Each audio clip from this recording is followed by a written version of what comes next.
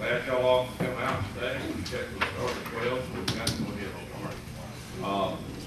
Let me suggest to the council, these mics are pretty hot right here. So if there's any discussion we may have to have with one another, something like that, just try to remember to put your hands over there if you don't want anybody here. But they are very hot there. We have to have them hot for the camera to pick us up also. So just keep that in mind. I won't tell them jokes. But Mr. Attorney, we will turn it over to you at this time. It's 12:02, I think. Okay, I'm going to be opening up the public hearing that was scheduled for 12 o'clock today. The purpose of this public hearing is for the public input regarding the tentative millage rate increase. This has been notified in the paper. What we're going to ask today is that anyone that has any public input regarding the millage rate increase, there was a sign-in sheet. If you sign in, then we'll call you up one at a time. Prior to taking public input, I'm going to ask Mr. Larry Reiner to address the public, review the budget, to discuss a little bit about the millage rate increase, so that people can have a clear understanding of what's taking place regarding the budget and the proposed increase. Yes, Mr. Wilmot, where's the sign-up sheet, sir? it's right here on the podium. Okay, thank you. All right. Anybody that wants to sign up, come on up and sign up right now. That'd be good. Thank you. And while you're doing that, let me just tell you, once Mr. Reiner gets through with his presentation, then what I will do is ask anybody that has signed up, come up and speak regarding their position or their input on the proposed millage rate increase. We are going to limit the time for each person to speak to 5 minutes, and I will be calling these people in the order in which they sign in. All right? So with that being said, I will turn this over to Mr. Reiner. Thank you, Mr. Wilmot. Let me ask if you don't want to have cell phones, please put them on vibrate or off or whatever silent mode you want to put it in. Mayor, council, citizens of Tifton, Mr. Little and Mr. Joe Corson, and our city employees, welcome. Try to get through this as quickly and succinctly as possible. And hopefully after we go through it, everybody have a pretty good understanding of why we're asking for a millage increase. This budget this year is $36,665,573. It's an increase of 1.2% in the general fund over the FY2013 budget. So even though there's a $3 million increase in the budget approximately, only $143 of that is out of the general fund. And Ms. Love, if I make a mistake on any of this, you correct me, okay? 143,000, I'm sorry.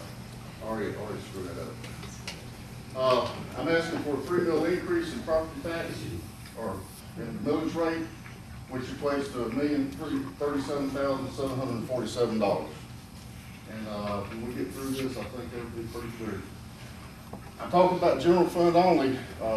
We have the general fund, and then we have our enterprise funds within our budget, which are the enterprise funds are water, sewer, gas, and solid waste. And the theater this year is added. Highlights: proposed $3 million increase, decrease in intergovernmental revenue, decrease in use of fund balance. I put the funding for the UGA salary study up there to remind myself that this is not included in the FY2014 budget. The salary study is not included in the FY2014 budget. We did fully fund all 51 positions or sworn officer positions in the police department. We removed the bandwidth amortization costs. That's a paper entry. It was $250,000 annually for the free transportation costs that Plantel's provided for us for the full 10 years after we sold CityNet. Funding for fire and police capital improvements. There's some equipment in there, 8 police cars and a fire truck for the police department, or police and fire. And then we have some debt service for the public works department. They've requested some new equipment, dump trucks. I think there's a backhoe or excavator in there. as well. But there's a detailed list of all capital requests in the budget, and it's available at City Hall for y'all's viewing. Okay, where are we? We go back to the FY05 audited numbers, and if you look right here, you can see the total revenues and total expenditures, and the red numbers indicate that we were $987,000 short, or over budget, if you will, based on those audited budgets. So what do we have to do? If you look right here, there's transfers in from other areas. And that's by transferring $900,000 in and another $122,000 in, we were able to come out ahead $22,000. And that's the trend, if you follow it all the way through from 2005, 2006, we were $700,000, almost $800,000 over. We had to transfer. 2007, 400,000 over. 8, 446,000 over. FY9, 1.5 million over. And we had to transfer money from other areas to make up that shortfall. So, and you continue on through in 10, 11, and 13, we were basically in the same boat. You had to transfer money from other locations within our budget to make the ends meet at the end of the year. This tells you where the revenue comes from. This, all of the sources are listed on the left-hand side, and when you total them up, you'll get the total revenues for each one of the years as we go through. This year we had about 1.6 increase, 1.1% increase in revenue over last year. Now these revenues include the $3 million increase, the $1 million. These are included in these numbers. That's just a little pie chart that kind of breaks it out for you. The biggies, of course, are your local option sales tax and your property taxes. Where does the money go to? All right. Down the left side, again, these are all of the funds in the general fund and the expenses. If you look at police, fire, and public works, those are the three biggies. That's your public safety and you guys that keeps the streets clean and repaired. And then you have the cemetery and the senior center. They generate a little bit of revenue on their own, or that's their budget. Not nearly as much as the general fund money is. And that's used by departments. So there again, you see the three biggies, police, fire, and public works. All right, why are we where we are today? Here we go. Ad valorem taxes, property taxes, if you will. If you look up here, you'll see that they've been holding pretty flat over the past 4 or 5 years. We haven't had that much of an increase. And local option sales tax in 2004, you were at about 2.4 million. Today we're projecting for FY2014, 2.8 million, $400,000 increase over 10 years. That's not much. I'm gonna throw a number out here for you. Consumer price index, that's how we measure generally how much it costs to do business and how much the increase or decrease of doing business is every year.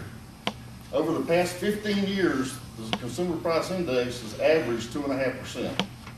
So if you take a 10-year snapshot, the cost of doing business has gone up 25% just through normal inflation of doing business. Fuel prices, gas, food prices, supplies, whatever it is, cost of equipment. But keep those numbers in mind. We're going to talk about that in a little bit.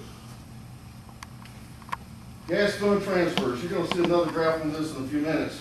But starting back in, we went back to 1997 to see how we've been able to avoid raising taxes for so long.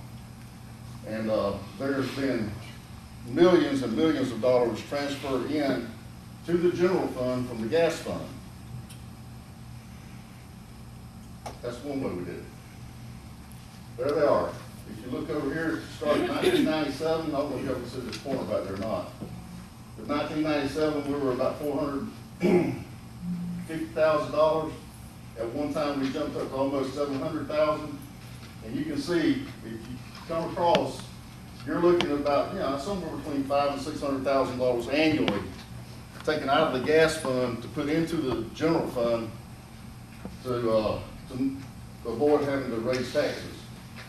And also in one year, this is a service fund transfer. We transferred $900,000 between the service fund and the general fund or the service fund and the gas fund into the general fund.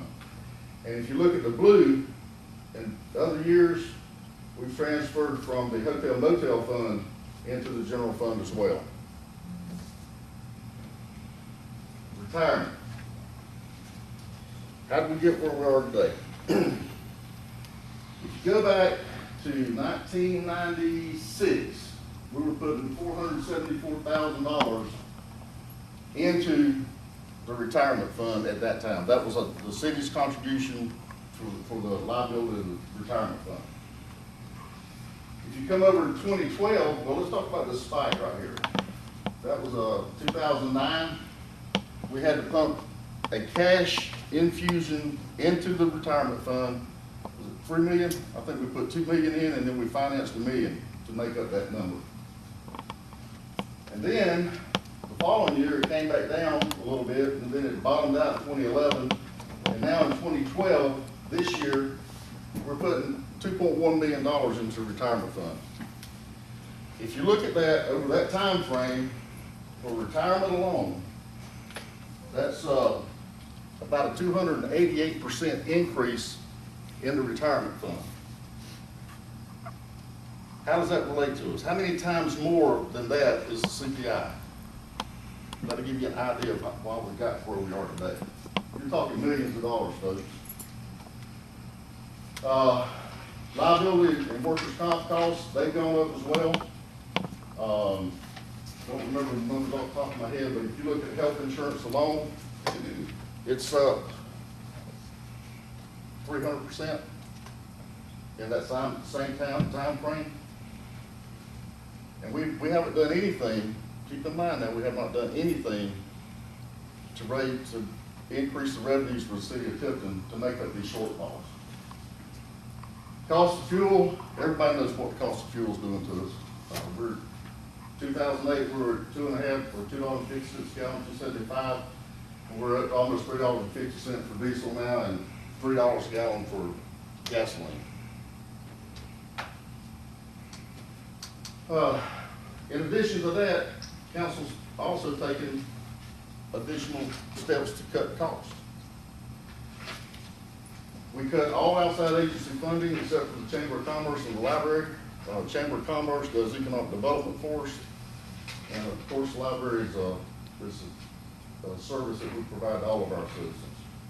Workforce is down to 64 employees. We've gone from 300 employees down to 234. And the city of Tifton employees have had a 3% pay increase over the past 6 years. And we're also using temporary staffing in some cases so that we don't have to pay the benefits or the cost of hiring a full-time employee.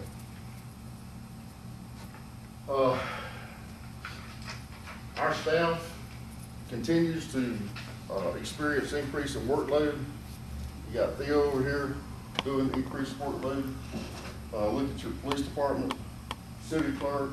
Everybody is taking on additional duties. I shouldn't say everybody, but many staff members are taking on additional duties to avoid having to increase the millage rate. Take-home vehicles are reduced to essential personnel only. We allow our police officers to take them on if they live inside the Fifth County. Since 2010, we have frozen the retirement plan for the city of Tifton employees. It's still frozen today. This is a history of the tax digest. Larry, before you go to that, can you explain how many duties you took on as city manager? Because that makes a big difference too. Okay, when I say we cut employees, we didn't just go down to your to your average hourly worker to cut employees. We cut where the rubber meets the road. The utilities director left, we did not replace the utilities director. The public works director took early retirement, we have not replaced the public works director. Oh, the E&E committee recommended that we do away with the assistant city manager. Well, we did away with that position. But rather than hire an assistant city manager, and in order to keep the operation of the city going as well as it could, we created this position called the Director of Operations. Director of Operations is responsible directly for the operational departments of the city of Tifton. I'm talking all your enterprise funds, public works, and police and fire will remain under the city manager. But those operational aspects of the city, they're all being handled, or supposed to be being handled by the Director of Operations. That position is vacant. And I'm sure I forgot something on my words. So, between myself and an excellent staff, and I'm talking about Donna Pate and Crystal Kraft. Crystal's basically running public works and Donna's handling the utilities. Were it not for those two ladies, I'd be pulling my hair out. Okay, and also we've rights sourced, if you will. We've turned the operation of the water wells and the wastewater treatment plant over to an engineering firm, and they manage that for us. I have a number that they said they was gonna write us a refund check for this year, but I'm not at liberty to disclose that until they come down and make the presentation. But it's big, 6 figures. Okay. Millage rate. 1999, we were at 5, and we dropped down to 4.5, and then to 4.47. And then in 2005, because these transfers in were running out of money, the sources to get that money were drying up. You're basically robbing your savings account and all of your funds that were able to transfer money. So we had to go up on the millage rate. That was, I can remember Mr. Howell making the presentation very clearly. I think his words were, the money just isn't there anymore to get. But in 2006, we rolled back the millage rate to 6.759 mils. We're still at 6.759 mils today, and if you look at the revenue that comes off during that time frame from 2006 to 2013, it's flat. There's no increase in revenue from property taxes, generally speaking. So we're asking for a 3 mil increase. What does it cost the city resident to go up 3 mils? If you are in the senior citizen category and you have the $25,000 homestead exemption, your property taxes will go up from $101.39 to $146.39, which is an increase of $45 per year. Keep in mind, $45 per year, $3.75 per month. If you are in the regular homestead exemption, regular taxpayer, and you get the standard $10,000 homestead exemption, your property taxes go up $60 a year.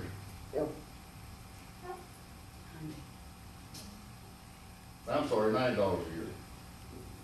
What did I get, 60? That was last year. And then if you're in the other one, the other category, you're at $120 increase in property taxes per year. That's no exemptions, $10 a month. That's the impact on a $100,000 home. Okay, what will we do if we don't get the millage increase? Well, these are just possibilities. City Council had about a 2-hour meeting yesterday to help address these issues, but this is what we based our 3 mil increase on, and what we as staff thought would happen if we didn't get the increase. We would deplete all contingency funds. We did that last year. We cut $300,000 out of the budget that way. We used to have a line item in the budget where we would go out and demolish dilapidated property, and that $60,000 was to cover the landfill tipping fees and the cost of doing the demolition. We took that out. We removed the code enforcement position. Mr. Crowe had requested an additional building inspector / code enforcement officer, and we took that out. Additional cuts totaling $336,000 from all those other areas. That's your $200,000 for the, in this case, it was $200,000 for the police and fire radio capital project, and an additional $136,000 in other capital improvements. Also, we'll have to reduce the hours of operation for the crime suppression operation. That's overtime money, and the money just isn't there for it. So what do we do next? This is today's noontime public hearing. We will have a public hearing for the proposed budget. This budget you just saw again tonight at 5 p.m. And then there will be a second hearing at 6:30 for the millage rate increase. The third public hearing for the proposed millage rate increase and adoption of the 2014 budget will occur on January 28th at 5 p.m. June 28th at 5 p.m. Thank you very much. I wish it was January. Does anyone have any questions? I'll be happy to try to answer anything you might have. And if I can, I'm sure Ms. Love can. Mr. Wilmot, thank you. Ray, would you turn the lights up, please?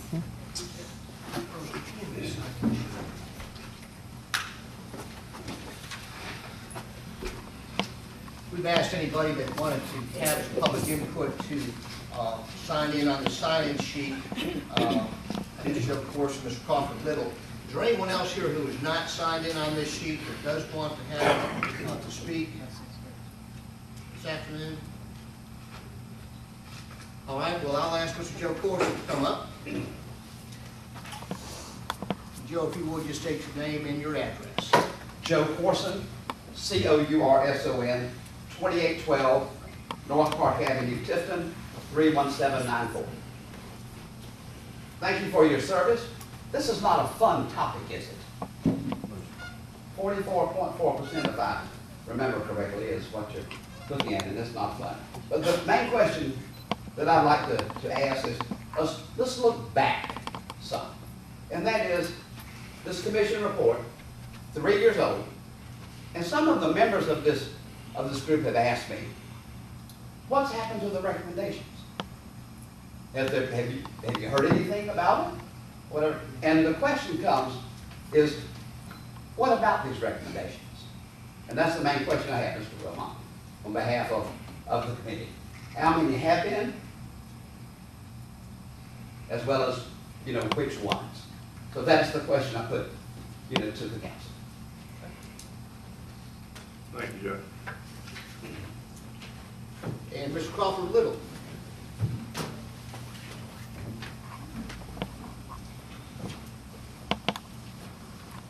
Crawford Little, I live at 40 Waterfront Street, which is in the county, but I have property in the city. My concern is somewhat what Joe said, in that I was on the committee with Joe and about 30 other people, and I'd like to know that a lot of those things have been looked at, and a lot of them have been looked at. I know we had one follow-up meeting, if I remember correctly, with people that were on the committee, and there was some pretty painless and easy recommendations to do, and those, a lot of those were taken care of, and I want to appreciate the council and the city employees taking a look at that. But there's never enough taxes to do what government needs to do, what federal, state, local, whatever, and so I just urge the council to take a long, hard look at it, and a lot of them, as Larry pointed out, have been looked at. But one question I had, just a general question, and Larry, you touched on it a little bit. With this increase, if it goes through, overall, where does that leave us for the next fiscal year as far as meeting the budget, or shortfall, or surplus, or replenishing funds that have been depleted? Just generally, where does that take us? Don't hold me to this, but keep in mind that everything that you've seen up there, it does not, the retirement fund is not included in that, unfreezing it. it's not included. The UGA study for job classification and compensation is not included in that at all. Just to unfreeze the retirement fund itself, the 2008 defined contribution, the city has to put in $721,000 cash immediately at one lump sum into that retirement fund, so to cover the liability of taking it back to where it was frozen. So to Now, answer, that liability is a legal liability of the city to meet that fund at some point for the retirees. that's correct. Because a lot of municipalities and many private companies in life, well, the economy, have done away with those. But you're talking about just the legal amount to meet, and I'm not recommending that we do. We got a lot of fine city employees here. We all appreciate what they do. But What I'm talking about is right now we have two different plans. We've got a defined contribution plan and a defined benefit plan.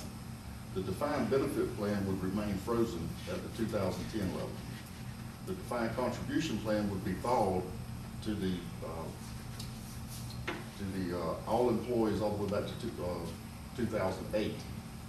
And that would be a mandatory contribution, which would mean that we don't have to increase our funding liability any as it stands right now. We just have to make that initial input of $721,000. So that's not, we've not touched that yet. If you leave everything as it is right now, we'll probably break even next year. Is that a fair statement, Lois? Other than the funding of the retirement and the paying compensation package, UGA stuff. well, one thing I'd like the council to consider, if in fact this does pass, and as a taxpayer, quite honestly hope it does, because it affects me pretty greatly, but would be some sort of sunset provision on this so that it goes back, which and that provision that it goes back be tied to the fact that the city budget is in the same process after some of these obligations are done is reduced by continuing to look at the items in this report. And I'm sure, and I know a lot of them have been looked at. I'm certainly not inclined that they have not. But for instance, on page 5 of the report, there were several things that mentioned that contribute to a savings of $1.4 million, and some of that's been done, and I know garbage is being looked at as forming this out, and of course, along with that comes some loss of revenue too, but hopefully that's negative. And other things in the report, has there been any overtures to a private company to take over the management of the cemetery? I know it's been discussed, but has it actually been on? And let me just kind of bring you up what we are doing right now. As you know, we've already outsourced wastewater treatment plant and water well production. The same company has a proposal ready to present to the Service Delivery Coordinating Committee on taking over the water distribution and sanitary sewer distribution systems, which would put all of the water and wastewater components under one operation, which would be an ESG, if the SDCC recommends it. We have requests for proposals going out on solid waste collections. Those are, I can't remember when, we got a pre-proposal conference coming up here in a few weeks. And we will look at that as well. We will not outsource the operation of the landfill because of financial reasons that we have to keep it. I know there's a lot of intricacies in all of this that are well beyond somebody coming in and looking at it on the surface. And legalities and all have to be addressed. Exactly. And the other issue we were looking at in some of the upcoming proposal was looking at the outsourcing of our engineer. They might have included that in their proposal for water and wastewater distribution. So yes, we're looking at privatizing where it makes sense. Privatize the operation of city government so you can reduce the size of government. I'm all about that. I don't like taxes any better than you do.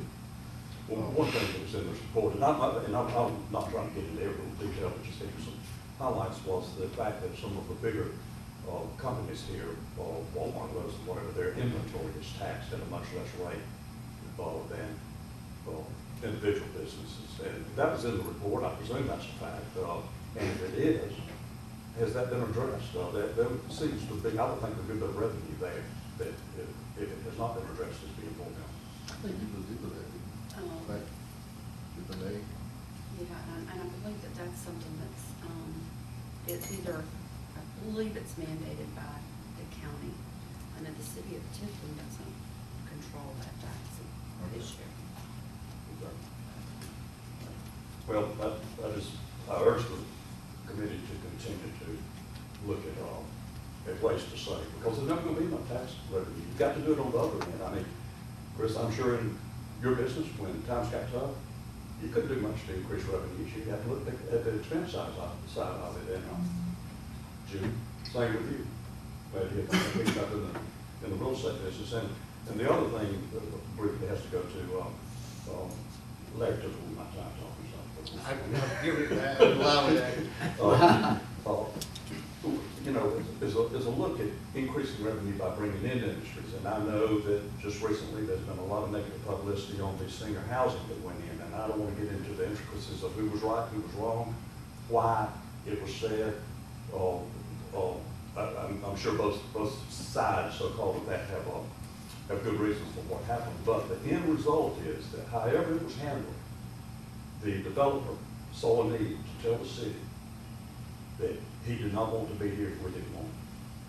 And whether the facts were relayed to him, and whether the facts that were relayed to him were correct or not, he certainly took it in a way to lead a $5 million project.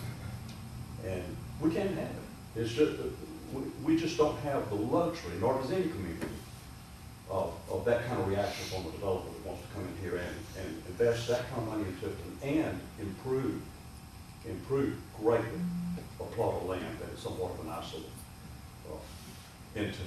And I just like to know, has any effort been made to call this individual back? I think that's a little bit out of order, you know. No, it goes to taxes. It goes to the fact that there's revenue produced by that $5 million. I can understand that you, from a policy standpoint, to attract developers, but as far as, you know, specific issue concerning, you know, this particular developer and efforts to talk to this developer, I think that's a little out of order right now. Let me say this to, goes to this tax increase. Crawford, let me say this to clear it up. But anyway, Let me say this, because you have opened it up. It is about taxes. And this was a tax abated thing. It was stated to us that it was. We asked the guy to come back less than 4 or 5 days. He chose not to return. We were not hostile. We looked at the project. One member that's not here now stated he was for it at the time. So we didn't run this developer off. And don't read everything, don't believe everything you read in the paper. But we're going to leave it at that right there. We didn't run anybody off. well, And it was a $10 million, not a $5 million. Very negative. Well, you know, I'm not criticizing any individual person, but I'd like to think there's some efforts been made to call it back and see if you can come back. But anyway, appreciate all that you all do, and as Joe said, tough decision. Carpenter, just for So the we should record, be faced with. I personally called him the very next day. Did great. Appreciate it. Thank you. Is there anyone else that has not signed up that'd like to make any comments at this public hearing? Mayor, I don't see any other comments or people wishing to speak, so I would recommend the public hearing be closed. Public hearing is closed. Thank you all for being present.